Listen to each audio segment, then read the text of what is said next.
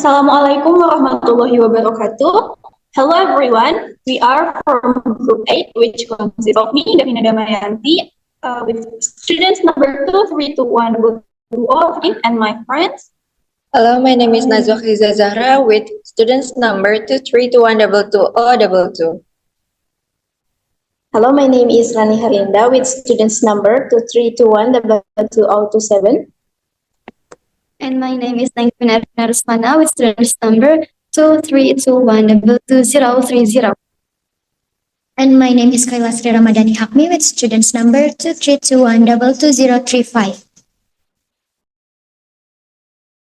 Okay, so let's begin our presentation. The first section is introduction. So the title of the article is Hegemony and Authority in Health, the World Health Organization in Indonesian online news coverage on the COVID-19 pandemic by Lisna Andriani, Henny Subagiharti, Dia Syapitri Handayani, and Anim Hasibuan that published on 31st May 2023. This article explored the representation of hegemony and authority of the World Health Organization or WHO in online Indonesia media coverage during the COVID-19 pandemic. More specifically, focus in on the representation of the hegemony and authority of the WHO and their realization in Indonesian news discourse. So the next material will be delivered by Nangina. Okay, so next main content, and the first one is the macro structure. This article examines how WHO's authority and hegemony are reinforced in Indonesian online media coverage during the COVID-19 pandemics. Using Van Dijk's Critical Discourse Analysis or CDA, this study reveals that WHO is positioned as a dominant actor, shaping public discourse through media narratives.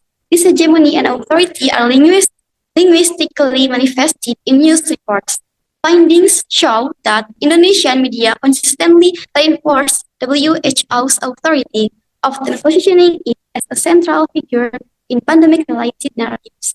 This study highlights how language, discourse structures, and ideological position contribute to maintaining the WHO's authoritative role in discussion about the pandemic.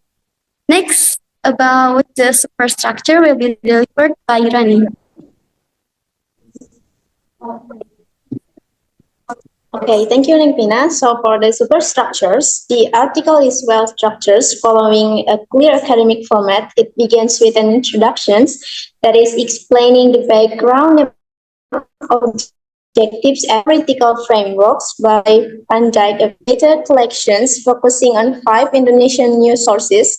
The analysis is divided into sections covering macrostructures, microstructures, and the ideological analysis, and each detailing how WHO's authority is embedded in media discourse.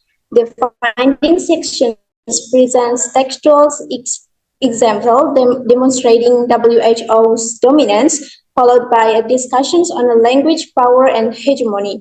The article concludes by emphasizing how WHO's representations influences public opinion and global health policies, reinforcing its authority in crisis situations. And for the next will be delivered by Kayla. Okay, thank you so much, Rani. So for the microstructure, the article uses specific linguistic elements to highlight WHO's dominance in media discourse. The first one is keywords such as WHO states, WHO recommends, and Global Health Authority reinforce WHO's hegemonic role. And the phrases, terms like macroprecision, microstructure analysis, and transitivity are used to describe the analytical method. And the significance is the frequent use of terms like hegemony and authority and underscores the study's focus on power dynamics in media discourse. The analysis of transitivity and thematization reveals how the WHO is often positioned as the primary actor in news narratives, reinforcing its authoritative role. And the conclusion will be delivered by Nazwa. Okay, thank you, Kayla. For the conclusion is the key point.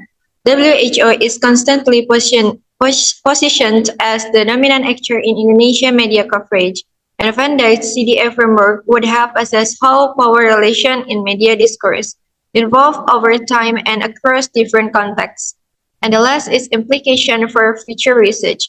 Further studies could explore how audiences interpret and respond to such dominant narratives. Thank you.